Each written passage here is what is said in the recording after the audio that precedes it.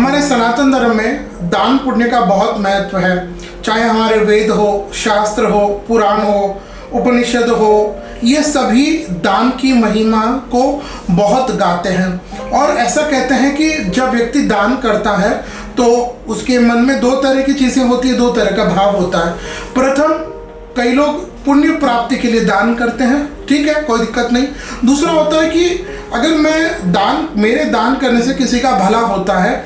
जैसे एक छोटी सी बात है, आप अगर आपके घर के सामने गौ माता आती है, अगर आप उसको कुछ गुड़ खिलाते हैं, अगर आप उसको अच्छा बढ़िया रोटी चौपड़ करके खिलाते हैं, तो अब यहाँ पर आप दो भावना से उनको गुड़ की रोटी खिलाएंगे।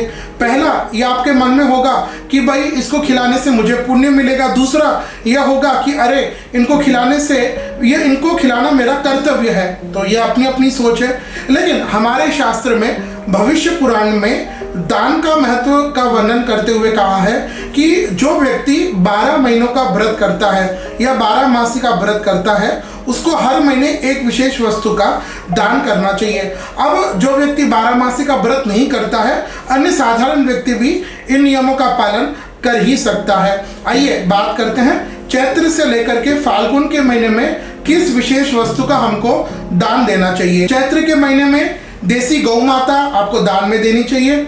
इसके बाद बैसाख के महीने में आप भूमि किसी मंदिर के लिए, गौशाला के लिए या राष्ट्र धर्म हित के लिए आप किसी अपनी जमीन का दान कर सकते हैं। इसके बाद ज्येष्ठ के महीने में तिल का दान आपको करना चाहिए।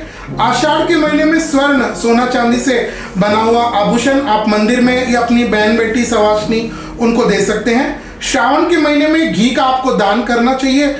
भाद्रपद के महीने में नए वस्त्र आपको दान करने चाहिए। अश्विन के महीने में धान्य यानी दान, अनाज, धान, इसका आपको दान करना चाहिए। कार्तिक के महीने में गुड़ का दान होना चाहिए। मार्गशीर्ष महीने में चांदी का आप दान करें या किसी मंदिर में आप दान दे सकते हैं आभूषण आदि बना करके। पौष के महीने में नमक का दान देना चाहिए।